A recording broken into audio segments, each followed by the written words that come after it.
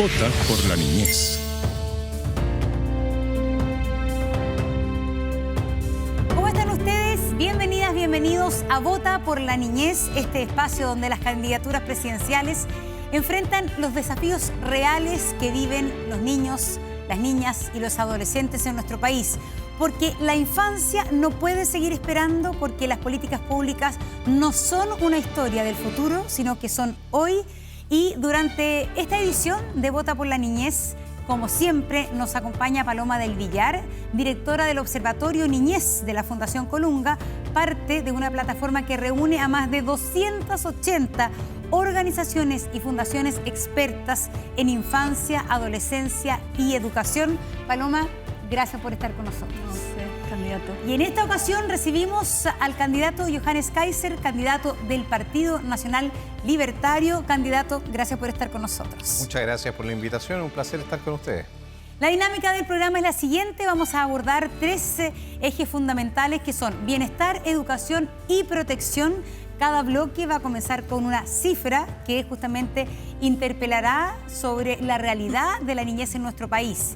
Y en cada uno de estos bloques temáticos el candidato responderá a una pregunta general de nosotras con la Paloma y también preguntas o en una tarjetita o también una pregunta en un video hecho por niños. Así que comencemos de inmediato por el primero de los tres bloques temáticos, el bloque de bienestar. Candidato, atención con la siguiente cifra.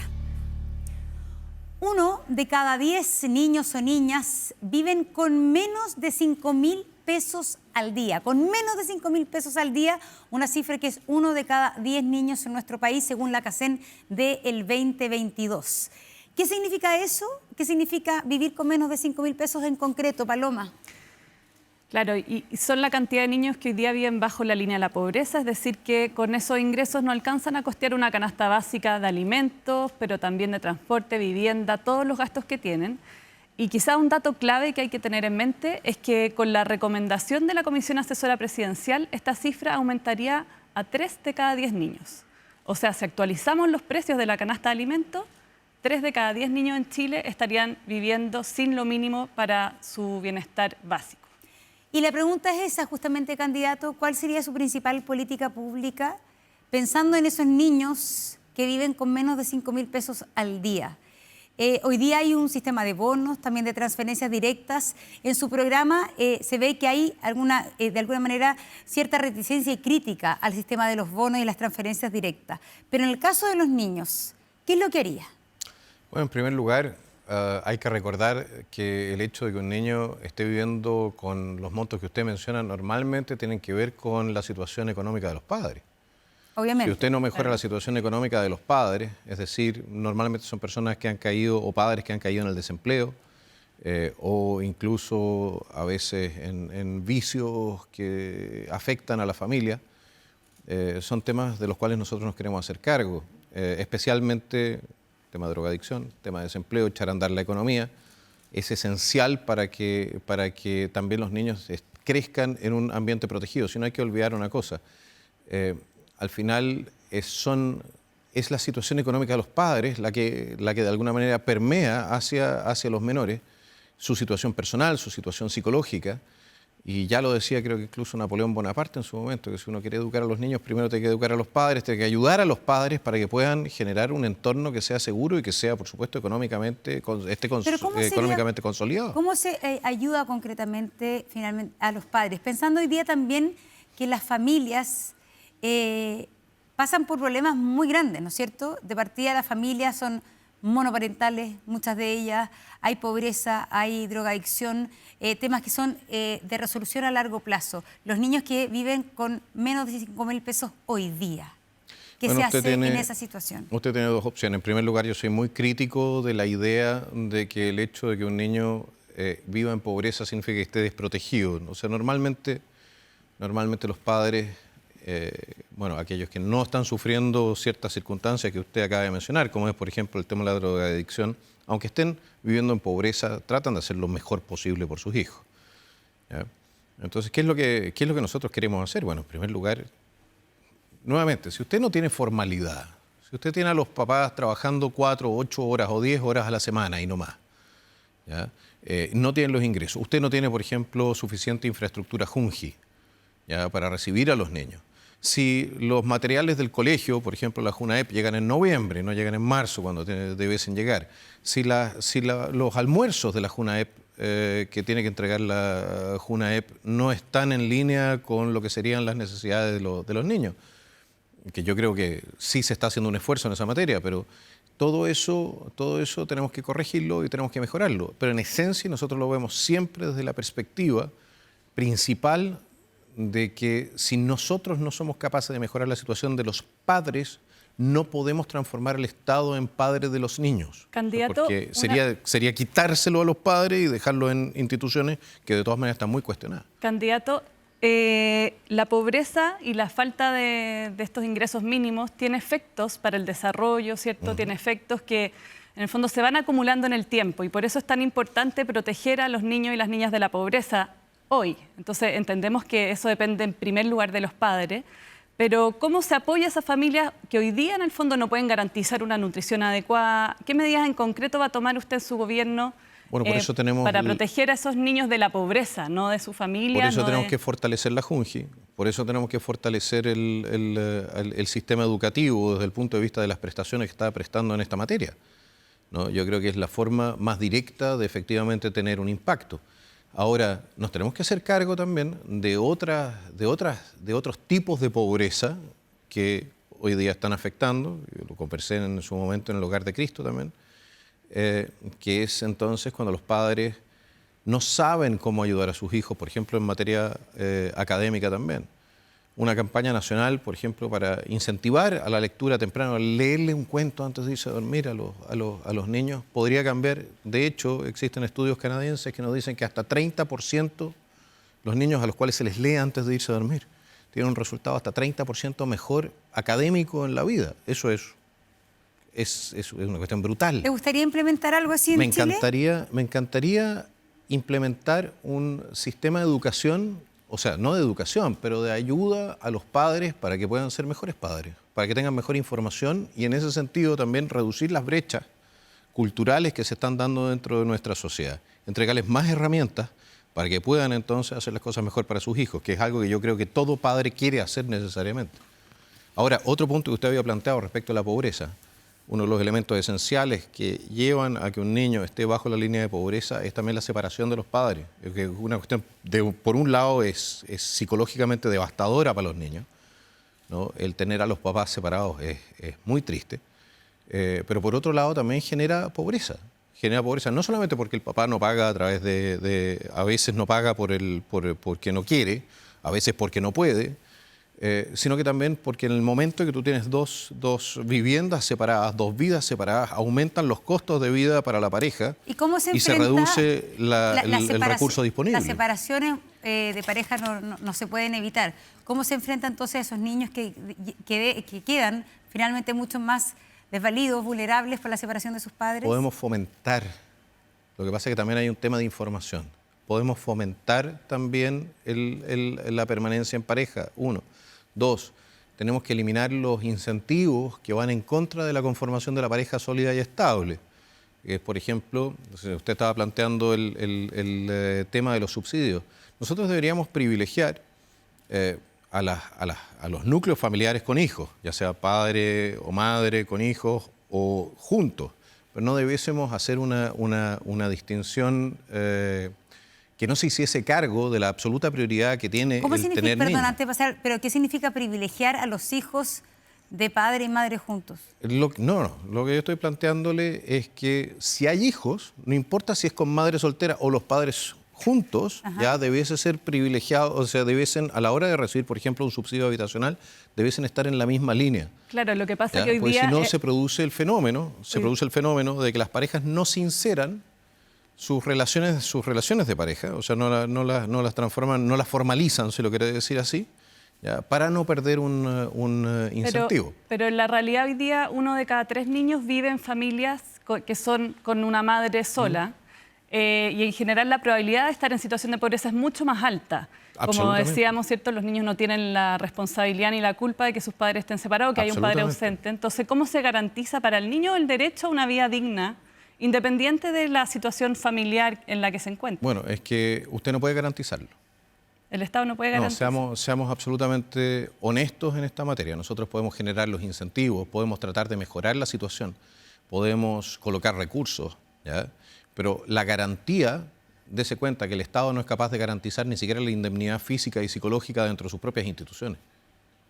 Es decir, nosotros tenemos más... Es decir, ¿usted cree que no hay que ni siquiera declararlo? Que el Estado debe garantizar... No, yo no he dicho eso. Que en el fondo que como no lo puede cumplir... Yo creo que cuando no puedes cumplir algo, tú tienes que ponerte metas, sí, ¿ya? Tú tienes que ponerte la meta de que esta situación no se produzca. Pero no debe mentir el Estado haciendo creer de que puede cumplir con algo que no puede cumplir. Si tenemos 3 millones de personas en listas de espera, ¿ya?, que no están siendo atendidas, y supuestamente tenemos el derecho a la salud consagrado en la Constitución.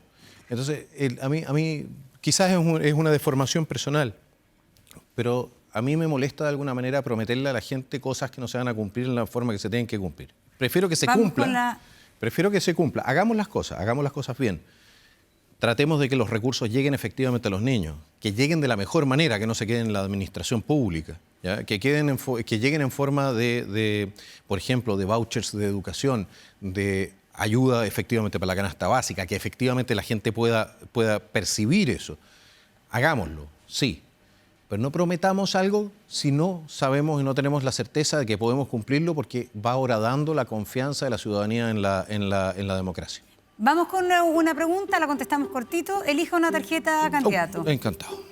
Vamos a ver. La pregunta número 2 la leo ante el público. Hoy en Chile, tiene una de las tasas de natalidad más bajas de Latinoamérica. ¿Qué medidas concretas propone para revertir esta tendencia? Bueno, de hecho tenemos una de las tasas de natalidad más bajas del planeta. Y eso significa que en 20 o 30 años más, no importa si usted es de derecha o de izquierda, ningún sistema va a funcionar si no tenemos reemplazo demográfico, no hay niños. Nuestra aproximación es transformar a Chile en el mejor lugar del mundo para ser mamá. Eso es lo que queremos hacer, esa es nuestra meta. ¿Y cómo se logra eso, Lo vamos candidato? a lograr, nosotros queremos hacerlo a través de un cambio de actitud también social. En primer lugar, tenemos que efectivamente un trabajo cultural que hacer, ¿ya? Porque para que sea el mejor lugar del mundo para ser mamá, vamos a necesitar buenos papás también, ¿ya? Pero lo que nosotros queremos hacer aquí es esencialmente cambiar la visión del Estado en su trato con las mamás. La mamá tiene que estar en el centro, las mamás que ya fueron también, por lo demás, no solamente las que van a ser, ¿ya? Tienen que estar en el centro del reconocimiento social, tienen que estar en el centro de la actividad del Estado, en los privilegios de atención, en la recepción de ayuda social, etcétera, etcétera. Con eso, por lo demás, nos hacemos cargo, con mucho, de las dificultades que ustedes han descrito en la pregunta anterior. Porque en la medida en que nosotros vamos potenciando a la mamá, vamos ayudando a la mamá, le vamos generando, por ejemplo, a través de la creación de una red mucho más robusta de apoyo tipo Junji, ¿ya? O incluso privados, de poder colocar a los niños en jardín infantil, etcétera, ¿ya? En la medida que nosotros vamos haciendo eso, le permitimos la integración en el trabajo, le permitimos una mejor integración también entre vida familiar y vida laboral, la flexibilización de los horarios laborales para las mamás, esencial para poder compatibilizar entonces sus responsabilidades, ¿no? Fomentar directamente también la percepción de que los papás no solamente se hagan cargo, sino que tengan también responsabilidad y tengan reconocimiento por asumir responsabilidad. Si esta cuestión no puede ser puro costo. Tiene que haber premio y garrote, ¿me explico? O sea, zanahoria y garrote. Tenemos que equilibrar las cosas para que, de alguna manera, en esta sociedad que estamos tratando de reconstituir en su base, efectivamente, papás y mamás, esencialmente las mamás, vean que los niños no son solamente el futuro del país, no son solamente un tema demográfico, no solamente un tema de cifras, es un tema también de cómo completarse uno mismo como ser humano. La verdad es que sin hijos a uno le termina faltando algo y a veces muy trágico, hay gente que no puede, pero si podemos mejorar la situación para que la mayor cantidad de gente pueda y quiera, ideal.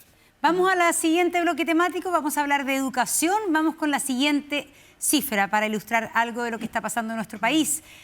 Atención con lo siguiente, en Chile solo 1 de cada 3 niños entre 3 y 5 años no asiste a la educación inicial. En Chile, uno de cada 3 niños o niñas entre 3 y 5 años no asiste a la educación inicial. ¿Qué significa esto, Paloma? Bueno, la bajada un poco de esta cifra. Lo hablábamos en el bloque anterior, ¿cierto? De lo importante y lo transformadora que pueden ser esos primeros años y cómo apoyar esos primeros años puede cambiarle la vida a un niño y a una niña. Y en Chile estamos muy por debajo de los niveles de la OCDE, que son los países con los que nos comparamos. Incluso hay países que han bajado su edad obligatoria a los 3 o a los 2 años de educación obligatoria. Y lo más grave es que mientras en la OCDE han aumentado la inversión en educación inicial, en Chile en los últimos años se ha reducido, lo que denota quizás que no miramos tanto esta etapa de la vida como una prioridad en las políticas. Así es, y por eso le preguntamos, candidato, ¿cuál sería, por ejemplo, alguna de las medidas que usted podría tomar para incentivar, facilitar que los niños entre 0 y 5 años, que hoy día por distintas razones no están finalmente cubiertos en educación y en cuidados? Recordemos que en Chile la educación escolar obligatoria es a partir de los 6 años. Hay unos países que han empezado a tratar de bajar, que por ejemplo en Chile es obligatorio ir al colegio desde kinder. Bajarlo a pre-kinder, ir así para que los niños ya se incluyan absolutamente en el sistema educacional. Yo creo esencialmente en la libertad de los padres. O sea, y obligar a los niños a los 2 años, yo tengo una niñita de 2 años, 2 meses, 2 años, 3 meses, a ir a un jardín y separarla de su mamá de alguna manera me parecería trágico. Muchas veces sucede porque la mamá tiene que trabajar, pero no siempre existe la voluntad o la necesidad de entregar a una guagua a esa edad. Pero usted en el bloque anterior señalaba que la política para incentivar la natalidad es facilitarle todo a las madres. Pero facilitar es una cosa, obligar es otra. ¿Y cómo va a facilitar usted? ¿De acuerdo? Entonces? La libertad, usted tiene la libertad de, como mamá, usted va a tener la libertad y nosotros le vamos a generar las opciones, ¿ya? Pero yo no le voy a ir a quitar la guagua a los 2 años. Es que nada es pero el fondo es que haya y que el Estado garantice que por eso le pregunto, no estoy hablando de los 2 años. ¿Usted estaría por adelantar finalmente lo que es la educación inicial escolar? Por ejemplo, que por un tema de aprendizaje, hoy día está demostrado que si los niños comienzan una educación en pre-kinder, su rendimiento futuro va a ser distinto. Es muy posible eso. Yo tuve la suerte de que mi mamá, por ejemplo, me enseñó a leer a los 4, 5 años, una cosa así. Yo ya sabía leer cuando entré al colegio. El punto en esencia es que sí, nosotros queremos que exista una educación en esa materia. Si va de la mano de, por ejemplo, el potencial de hacer homeschooling y cosas por el estilo, perfecto. Candidato, usted habló, ¿cierto? Pero no se olviden que tenemos que crear toda la infraestructura para eso. Exacto, y eso creo que apunta a la pregunta, porque más que obligar o no obligar, que es lo que usted puntualiza, que no hay que obligar de acuerdo a su programa, ¿cierto? Pero ¿cómo facilitamos esos espacios? Y si tienen ustedes alguna meta para que hoy día haya más cobertura, porque hoy día si es que todas las familias decidieran que esa es la mejor opción, no existiría la cobertura. Hay listas de espera en algunas comunas emblemáticas, hay familias que quieren enviar a sus niños y no pueden. Y además que sabemos hoy día que la trayectoria educativa reproduce las desigualdades que encontramos por la pobreza, ¿cierto? Por la falta de un ambiente estimulante. Pero eso sucede en Alemania también. Pero ¿cuál es su propuesta para Chile? Bueno, nuestra propuesta es crear la institucionalidad, tanto pública como privada, que pueda hacerse cargo de la demanda, cuando se produzca esta demanda, entregar a los padres en lo posible la posibilidad de elegir el sistema donde van a dejar a sus guaguas en una primera instancia. Nosotros creemos que en la medida en que nosotros generemos la libertad para que se generen proyectos educacionales también de primera instancia, para la primera infancia ya, vamos a tener más oferta. Tenemos que reconsiderar dónde estamos colocando o invirtiendo la mayor cantidad de recursos, porque hoy día lo estamos haciendo en las universidades, pero la universidad es el último eslabón de una cadena que empieza en la educación primaria, ¿no? Y la universidad ya no puede corregir lo que no se hizo en el colegio, lo que no se hizo en la educación preescolar. En ese sentido, creo que ensillamos el caballo al revés. Por eso mismo, le preguntamos de incentivar o hacer cambios institucionales para empezar con la educación. Bueno, ahí tenemos que redirigir y reorientar ¿ya? Una parte de los recursos que se están yendo hoy día hacia el sistema universitario, evidentemente que lo tenemos que reorientar hacia el resto del sistema. Y en lo posible también hacia la primera infancia. Ahora, no es que nosotros podamos simplemente sacar más recursos de más impuestos o algo así. Si nosotros tenemos una cantidad de recursos que es limitado. Y como no tenemos, y tenemos que echar a andar la economía nuevamente. Entonces, en una primera instancia vamos a tener que hacerlo sacando de ahí donde está sobrando quizás y colocando ahí donde está faltando. Si los recursos son limitados. Vamos con una de las preguntas que hay sobre educación. Ok. Veamos. Salió larga la pregunta. En el 2024 se registraron más de 16.000 denuncias por violencia escolar. En su programa, usted plantea propuestas para fortalecer la gestión de la convivencia escolar, incluyendo la presencia de carabineros y de las Fuerzas Armadas en espacios educativos. ¿Podría explicarnos en qué consiste su propuesta entonces para enfrentar problemas de violencia y convivencia escolar? No recuerdo que hayamos planteado la presencia de Fuerzas Armadas, pero Página 98, nos fuimos acá al programa. me permito ser corregido de inmediato, si así lo desean. El punto es que, a ver, nosotros para aumentar la presencia, uno de los elementos esenciales para recuperar el control en los colegios es entregarle de nuevo facultades disciplinarias a los profesores y que los padres y los apoderados ya tengan que hacerse cargo efectivamente de las acciones de los alumnos.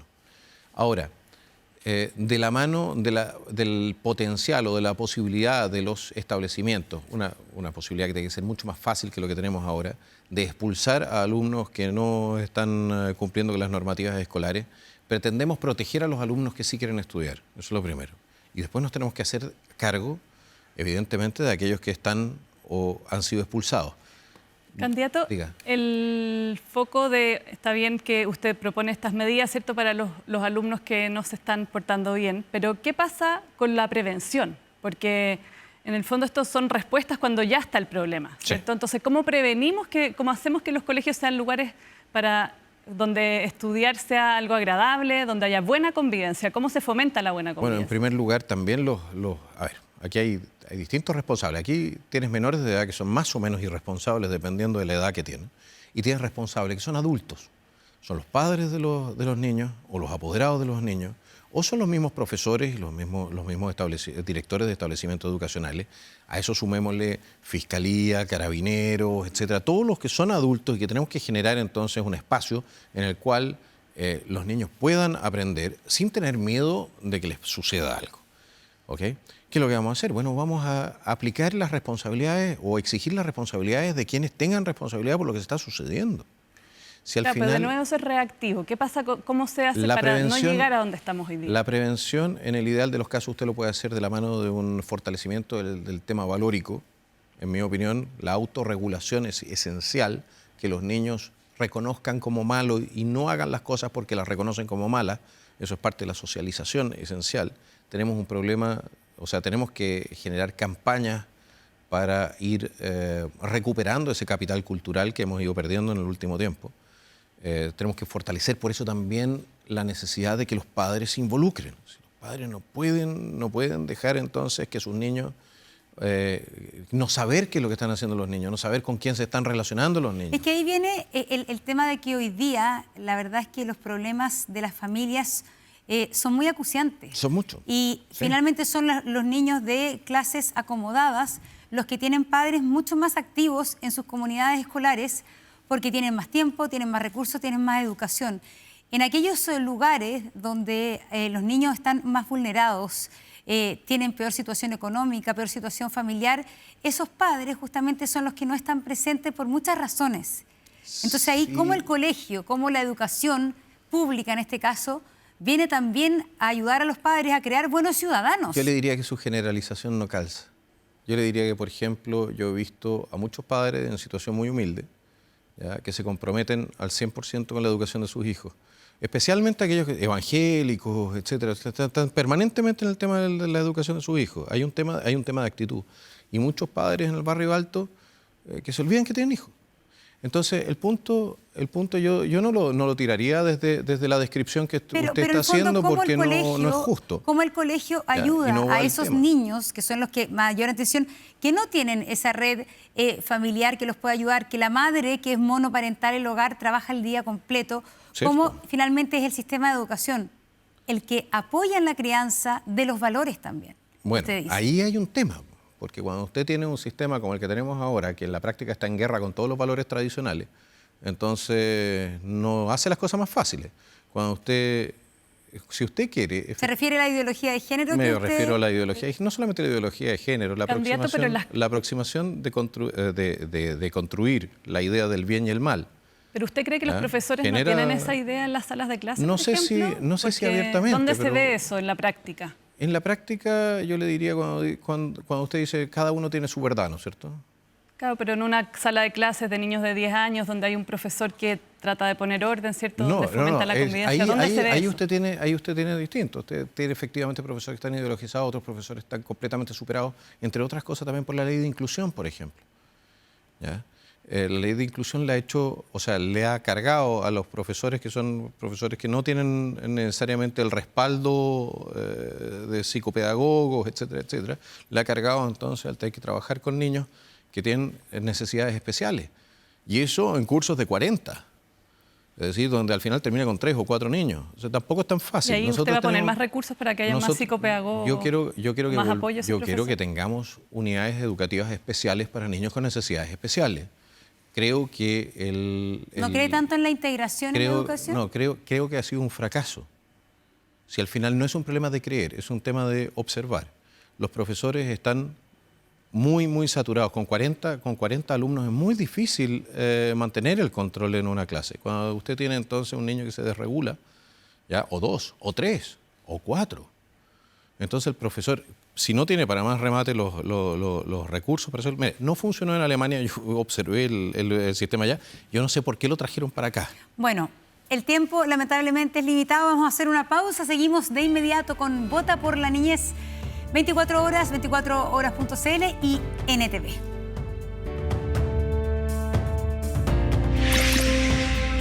Vota por la Niñez.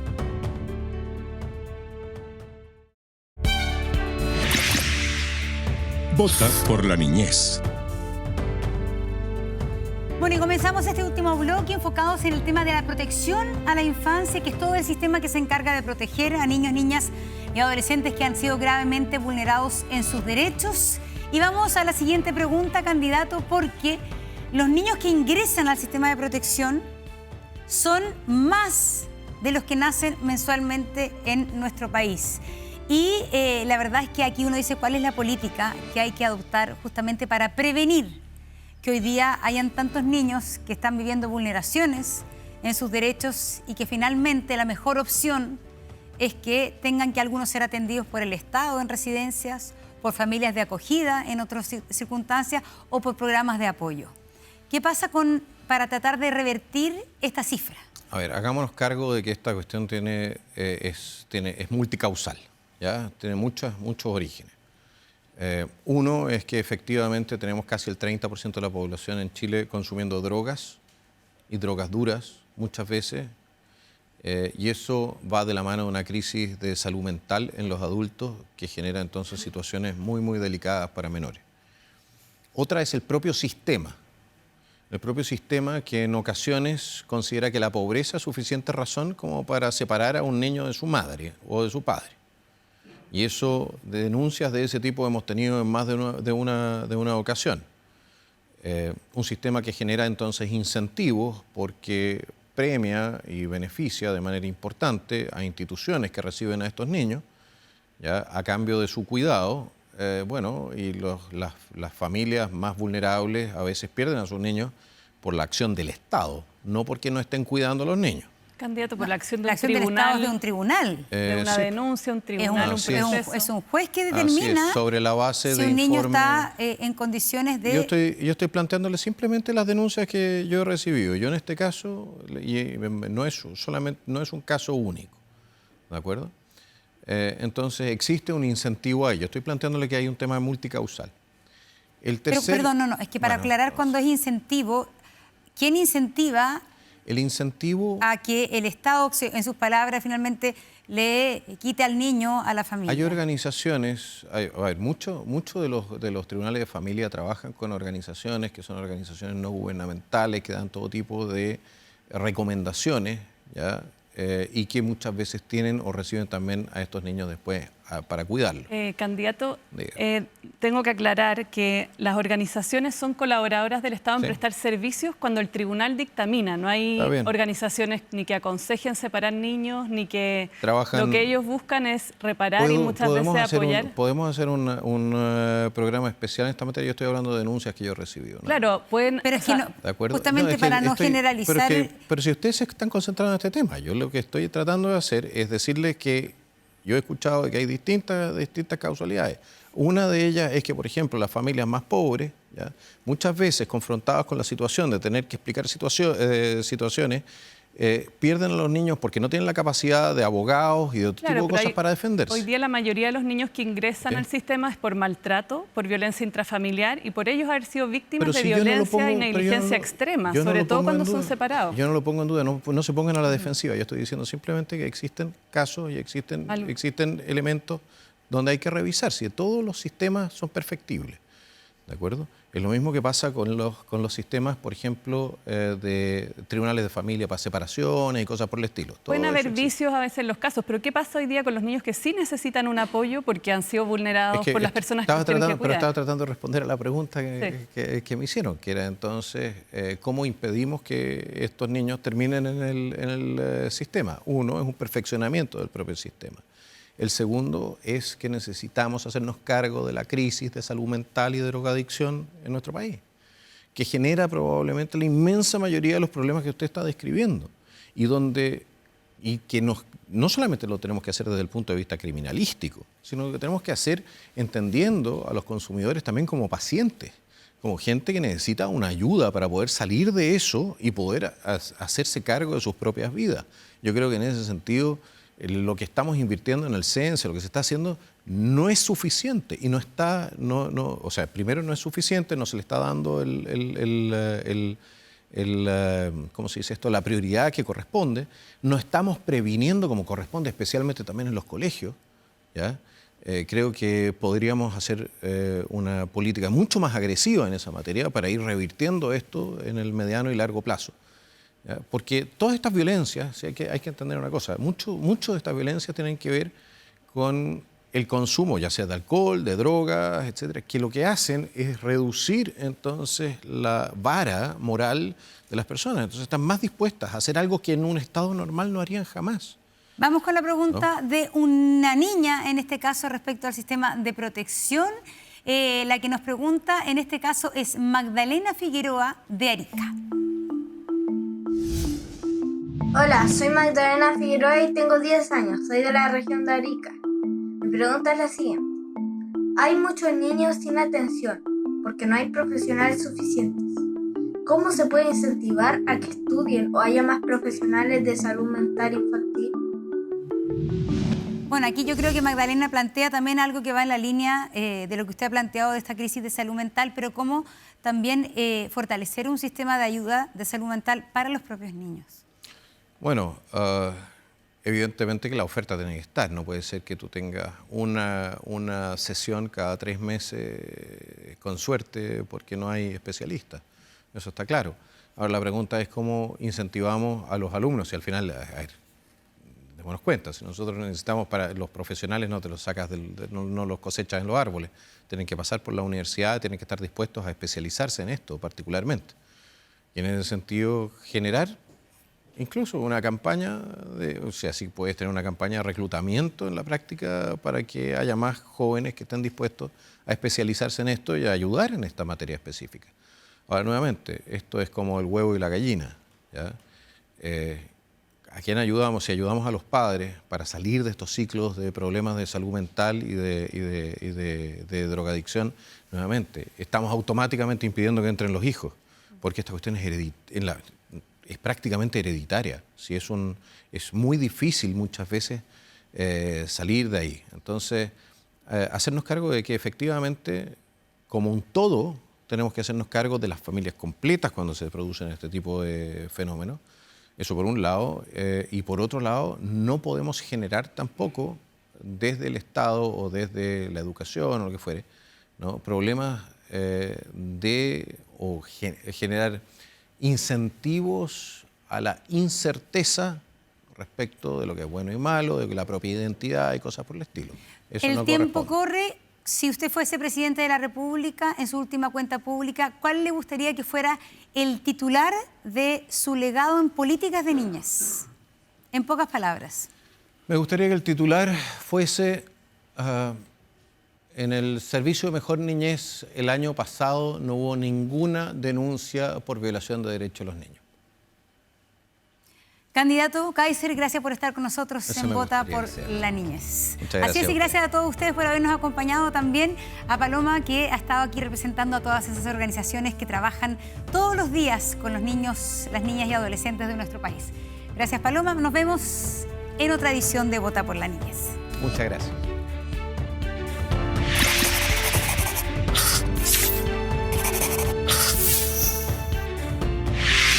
Vota por la niñez.